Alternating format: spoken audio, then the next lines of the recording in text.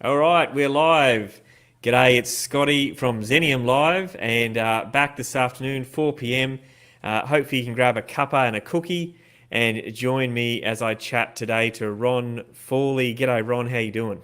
I'm good in yourself, Scotty. I'm well, Yeah, thank you. I'm great. well. Look, I need to do a bit of an introduction about you. I mean, you're an architect. You're not were you still are an Yes, architect. I guess you have those skills, but you've been in property development for quite a number of years, yes. and you've also done all sorts of stuff in retirement, aged care, crisis care, all Yep. that sort of thing. So, mate, give us for those of us who don't know you, tell us a bit of your background, and so we Right. have a clue of who we're talking to. Okay, great. Thanks, Scott. Yeah, look, I'm originally from South Africa, born and bred, four generations, origins from China, but immigrated here in 83. Yeah, and started my own practice in 86. But yeah, got into property development at a very early stage of my career. And the latter part of the years, around about the turn of the century, I did a number of works in all over internationally, in fact, in Asia, Africa, and Australia, three continents. But my background in property development itself, I've covered a wide range, obviously from residential into commercial, and of late, I've looked at infrastructure as well.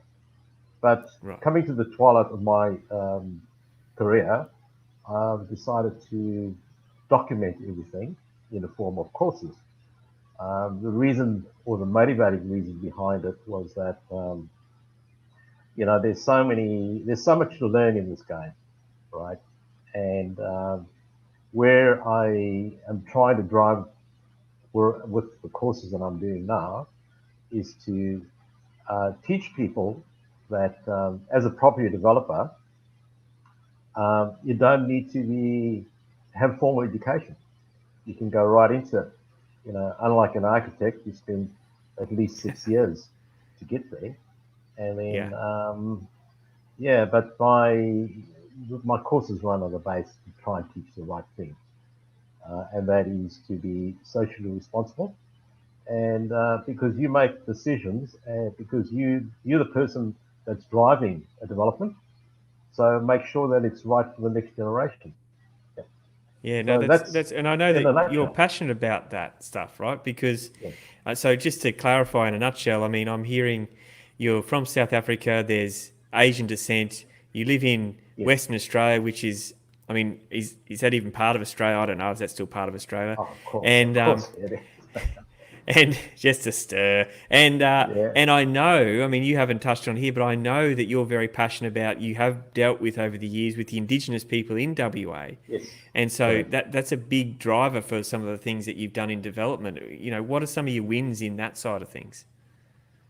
Yeah. With the on that side, it's been more education at this stage. It hasn't been easy because there's not a Indigenous real estate development company through its history. So it's been a process. We are looking at a few projects. One of the major ones in Geraldton. Yeah, and hopefully that will come to fruition very soon. Yeah. Oh, that's good. And so you also said you mentioned the turn of the century. I'm assuming you mean the year 2000, not the year Correct. 1900, right? Yeah. Okay. All right. Yeah, Just not wanted that to old. clarify. Well, I just Yeah, I just can't checking. I've tell, got mate. grey hair. You holding your age well. I wouldn't be surprised. Like there's a lot of experience you've got. So I guess the question is, you've got all those experience. You've done that. You've still got a development company. Yes. At what point did you go right? I want to take what's in here and put it on paper and write courses. Well, it started late, I would say about a year and a half ago. Um, it got to a period where I was fairly busy. I started writing my first book in 2004. That was The Intelligent Guide to Australian Property Development. I had quite a big following, and I had many people contacting me to see if I could provide them with mentorship. But having a busy practice and running my own developments, it obviously was an issue. So, as I said, about a year and a half ago, I decided, well, I'm heading towards sort of semi-retirement. Why don't I document this? Why don't I put it in a format as courses and try to teach people out there the right way about doing developments? And it's not just purely about making money. Of course, you've got to make money because of the risk, but my teaching is that do it for other means as well. Think of community. Um, yeah, so the decision was to put it on, and we ran it towards the latter half of last year in terms of workshops. But of late, and fortunately, well, with social distancing now, we've got it online. Yeah. Yeah. And your course isn't just one course, is it? It's broken into, is it sections or modules? Like, how would you Sure. describe that? Okay. Yeah. So I've designed the courses almost like a university degree.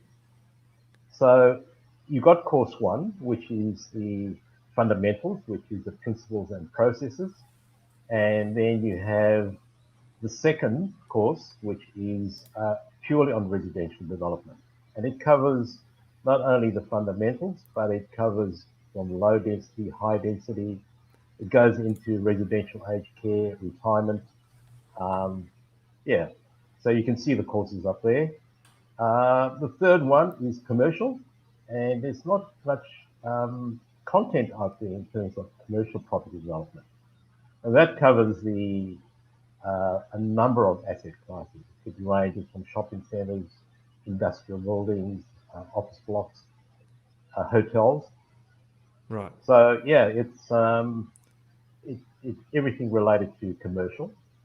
Then once you complete the first three courses, it's like getting your degree, and then you move in your postgraduate degree, which is property development strategies, and that's understanding how syndicates work, joint ventures, and a number of other tools that are available to property developers.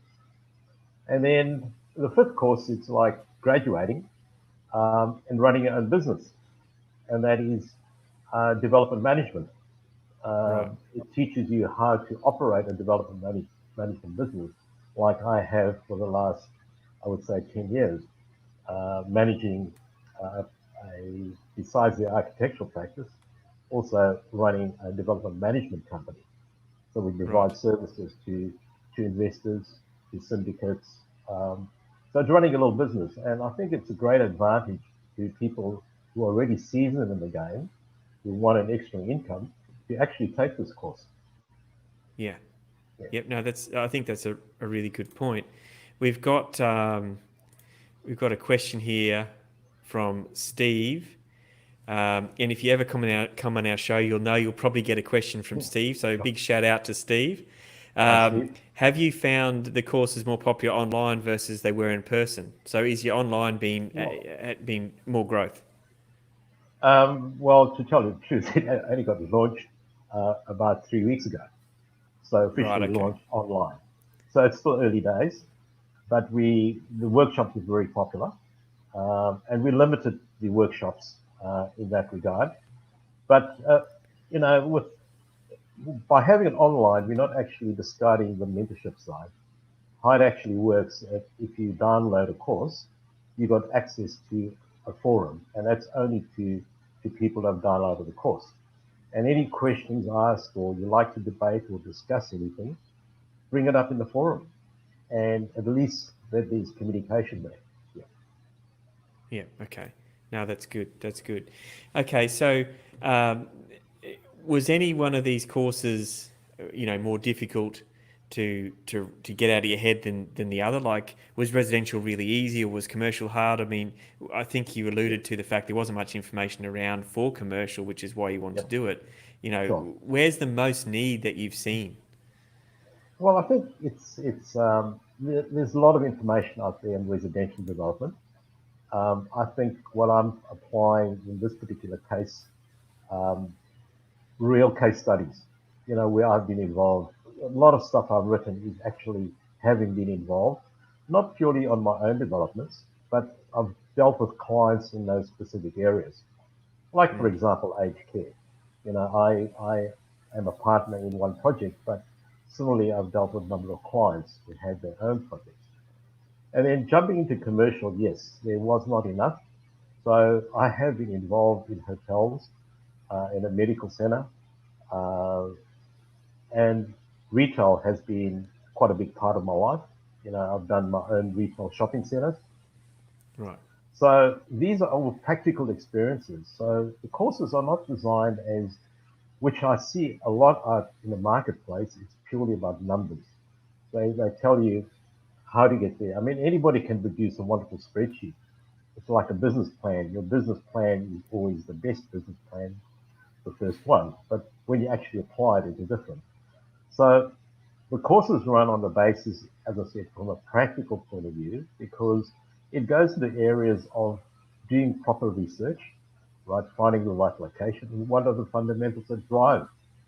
For example, if you're doing a retail shopping center, you need to know what are the key drivers, where to be located. But it also goes into the psychology of shopping, for example. How do you plan it? How do you actually advise your architect? How do Mm. shoppers, shop? What are you got to? Because not all architects have been trained in terms of understanding those drivers.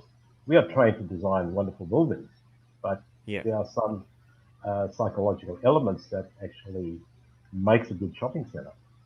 So as I said, I bring it into a lot more practical experiences. Yeah.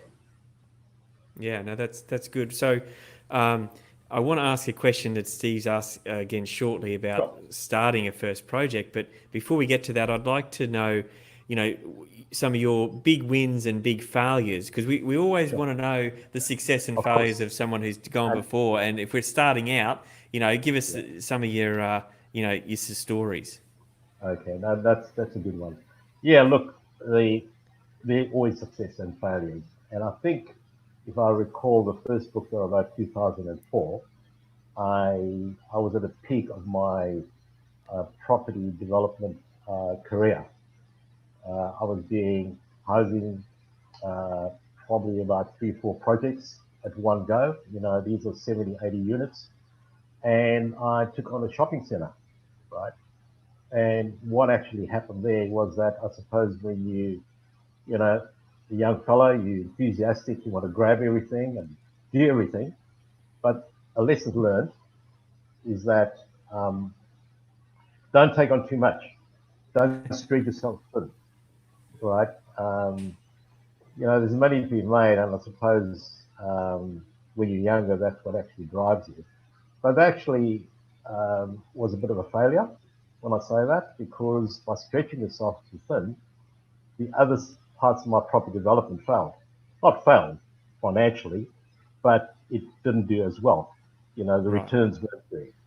So I would say that, yeah, just be cautious. Um, because if you're stretching yourself too far, you're actually stretching yourself financially, right? Mm. And the worst part about that stretching myself financially was that at that time, the Asian crisis happened, right? Which where interest rates jumped up to around about the 20% mark. So that means a fire sale, right? And a loss Right. of wealth. So yeah, just tread very slowly and take one step at a time. Yeah, that's And that's that's what's good. That's actually a good. motivating reason for writing the book, because I didn't have a mentor. My only Right. mentor was my uncle, who was a successful businessman, but nobody in the property development game. Yeah. Yeah. Okay. That's a good point. So that was a big eye opener for you. So what was a big win? Oh, look, I suppose the growing in the whole process in the early stages, the just understanding the fundamentals of how things worked and doing the right thing. All my residential developments sold very well, and it was giving an extra bit. It was not just cutting corners. It was just putting a bit more effort and thought. And I Hmm. find that's a key success to any property development. Just give that a bit of extra attention to detail, right? Yeah. Um, and I suppose if I look from a financial point of view, yes, that residential was a good one. It's because of the rollover of cash flow and accumulation of your financial position. I think in the latter stage of my career, I'm getting a great satisfaction from teaching, the experiences I've dealt with. And helping other, like the Indigenous communities, help them to grow within their communities as well. Yeah, no, that's good. That's good. Um, so, all right. Well, we're going to. Okay, I've got questions coming everywhere here. What's going on? All right. So let's see if we can. I'll put them in some sort of order because they're not. So before we go on to the actual doing of a project for for someone to do, we got Yes. Steve's asking, do we think we're entering another Chinese crisis that you were talking about before? Yes, yes. In fact, I have put out a blog out there. You can find it on YouTube. It was COVID-19 and the impact on real estate. And I point out three strategies, what people should be doing. But I'm going to be putting up another blog very soon, and that is post-lockdown. What's going to happen to industry. And I think, of course, it's going to be pretty tough out there. Those who are financially stretched, it's going to be a difficult period. But I think in terms of moving forward, there are going to be some fundamental changes. For example, supply chains will change. The unreliability of supply chains coming now from China. We don't know whether it's going to continue, which we obviously would be beneficial to Australia, because Sure. hopefully we can get our local building manufacturing up and running again. Right. Yeah. I know developers drive that; they want everything really cheap, but they also got to think now, as a social side of things, they've got to help Australian products. Right? I see trends happening. I think for the last 25 years or 30 years, we've been hearing about urbanization. There's potentially de-urbanization that will start happening. People will be spreading out further because of social distancing. Areas of growth will be in the healthcare sector. And I think the critical one is going to be housing affordability. I'm not speaking about affordable housing, but housing affordability, Of course. which means rental. How can we actually reduce costs and making it affordable for people out there? No, that's a good point. Look, we're talking a little bit internally in our office at the moment about, and with a couple of our partners, of putting together a small show on a panel on, the future of what does property look like. And those are some insights that you might be getting another phone call shortly on that one, Ron. We might get you to join on. Sure. All right, so we've got some Not other a problem. questions here from Steve. So realistically, how much money does a client need to get started on a project if they are flying solo? Right. As a developer, right? Yeah, correct. Well, there are many ways you can do it starting out, right? And I think the first step is to have knowledge. It's no use going out there and saying, well, I see this good little site and I think it's got potential. But, people are not going to, if you're looking from getting bank funding, it's going to be tough if you don't have enough cash of your own. So obviously you're going to look for a partner, a financial partner, all right? But if you find a financial partner, you've got to have the skill set, right? And that's only through education. So if you've got minimal cash, get yourself educated first, and then know all the fundamentals, understand the full process, right? And once you got armed with that, you would know where to find the right site. Obviously, start off small, get a partner who's got financial backing, and then move on from there. But they won't invest with you unless you know enough. Yeah. It's a confidence level. And that's a good point. All right, so you touched on before which we had that conversation about the changing dynamics of property. Do you think we're going to see more demand outside of CBDs for some of these new property developments? And is that what you're picturing when you're talking about people spreading out further? Yeah, look, I think it's and it depends. Obviously we find an antivirus and some cure. Social distancing will always be there, and people are worried about their health. So the question is that the interesting part about it, because I think there's big changes with online. For example, most people live close to a place of work, right? But if you're working online, so it may be positions whereby you can move to other areas, and people moving to those areas where the, you know, better communities, for example, can be created through that as well. Yeah. Yeah, So look, that's good. it's early days. You know, we don't know the full extent um, of what's going to happen with COVID-19. But here you sort of get these thoughts in your mind, right? If things like social distancing are coming into play. Yeah, yeah. No, that's right, and that's right. I agree too. Um, okay, so Ron, how does someone can you've got your 5 courses? Can they just Yeah, obviously not pick the end one, but if they just want to do the first one or the first sure. couple, they can do that, or how does that Yeah. work? Okay, I think you're going to make a decision whether you want to go into residential or commercial, right? And depending what level you're at, right? So, I mean, I'm quite happy for anybody to contact me, and I will run through the courses with them and suggest what they should be doing because it's very difficult. I've had now about a number of people calling me or making contact with me and saying, "Look, I'm interested, but which course should I take?" Mm, Because it's there's 5 courses. So I will run through with them and assess what level of knowledge they do have. For example, I had a gentleman from South Australia, and he's already been in property again for 19 years, right? And he was desperately trying to get to the next level. So after much discussion over the phone and see where he's at, I recommended that he should do residential and then development management. But development management has not been completed. It will be in the next towards the end of the month. But I would say that that's a course that he's going to be taking. Yeah. mm, Because yeah, that he wants to run his own business because he's running syndicates, he's running some joint ventures. His business is a buyer's agent, so he wanted to right. go to the next level, whereby he could work together with his clients.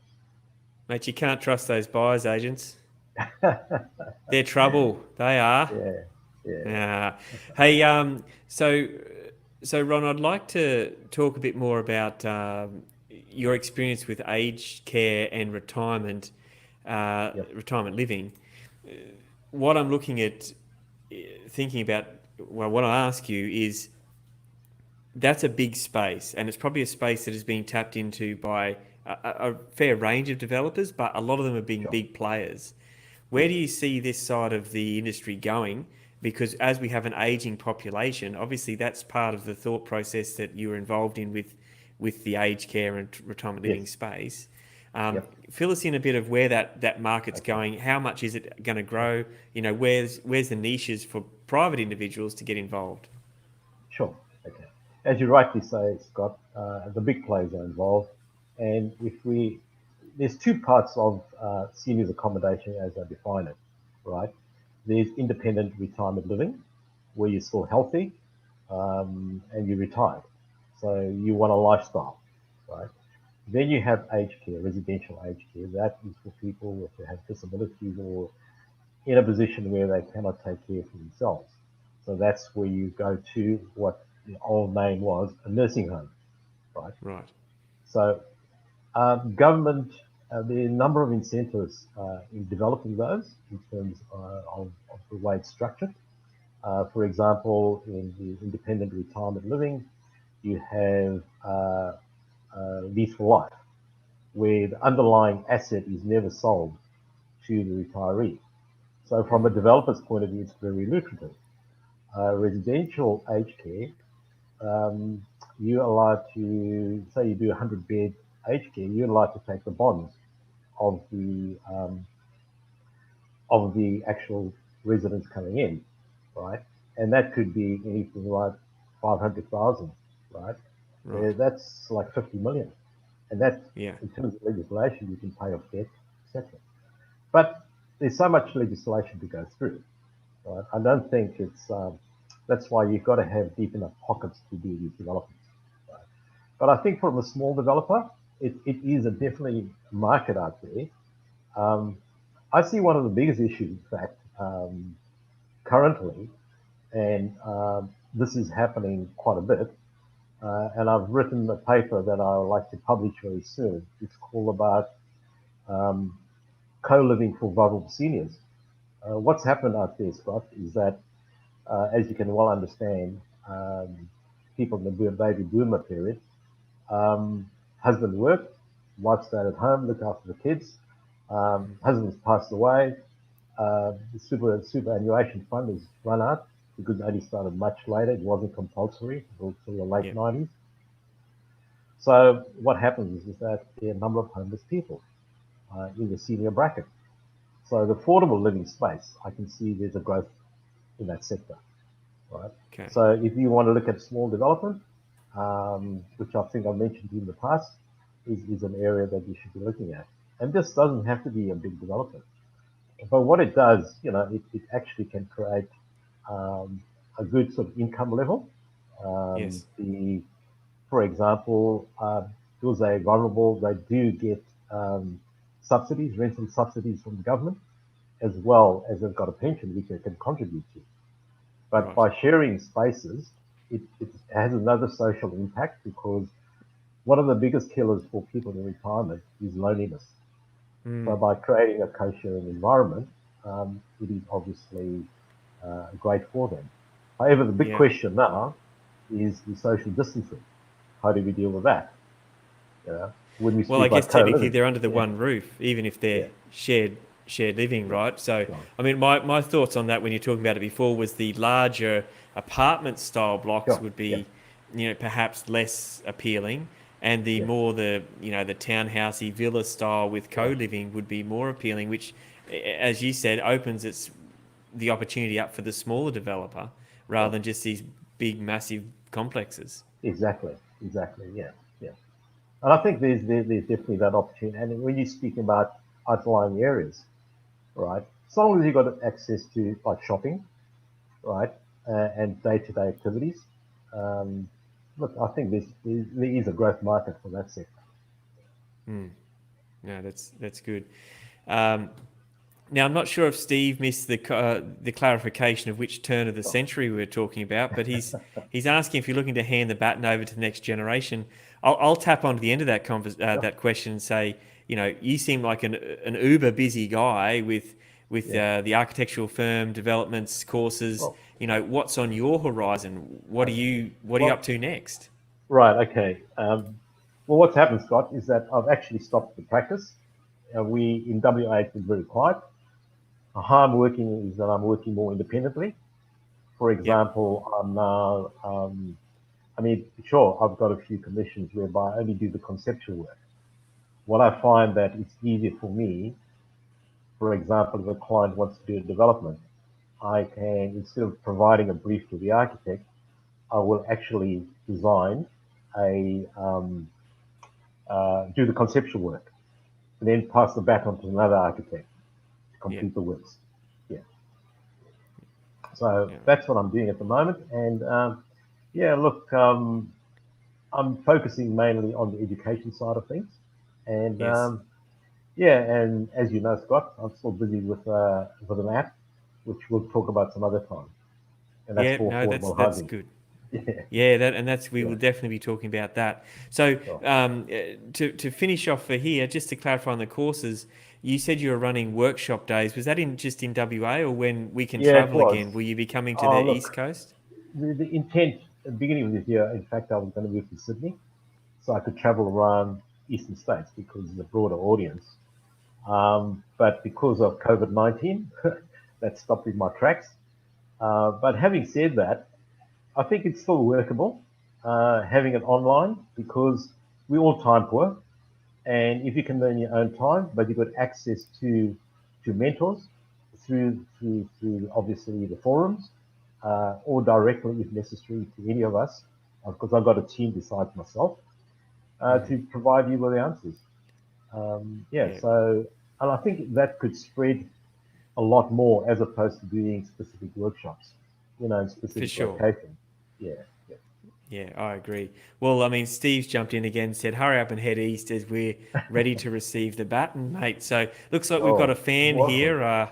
Looks out, you're going to get Help, stalked all more over than online now help you, by Steve. Steve. Yeah, that's Well, good. when you are over here, we'll have to have a meet up with you, me, and Steve, and we'll chew the fat and see No, which that would be baton he great. wants to grab onto. No, So I'd be look, more than happy Ron. to do that.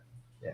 All right, look, I appreciate your time on here today. Thank you very much. And look, we will put it together probably the next 4 weeks, a panel on like the future of property for Oh, post lovely. COVID, and Love I'd like to get your take on that as one of the panelists. Yeah, So you can't say no because this is live. So you've just that's it. that's That's fine. why I No waited to choice. ask you No now. problem. Yeah. No choice, mate. You got to do it. And mate, thank you for that. If you want to know any more about what Ron does, you can hit us up on the ticker that's been scrolling the whole time we've been chatting, which is, and for those listening onto the Real Property, Real Wealth podcast, that's www.zenium.property, or you can email us at hello at zenium.property. That's xenium.property. No .coms, no .aus. Or you can hit us up on the phone, 1300 66 7789. We'll point you in the right direction of how to get in contact with Ron and his course and other bits and pieces. Or if you've got any feedback from the show today or any other shows or topics that you want to hear, hit us up on those contact details. Ron, thank you once again for joining us. I really appreciate it. And mate, great insight. Very, very good. Scott, thanks very much. And thanks to the listeners up there. We'll chat next No time. worries. Look, we will. And you go back to WA and have your lunch or whatever time it is now, and we'll log off here and we'll go home for dinner. Good on you. Okay, Scott. All right. Thanks very much. Thanks, Ron. Bye. Okay. Bye-bye.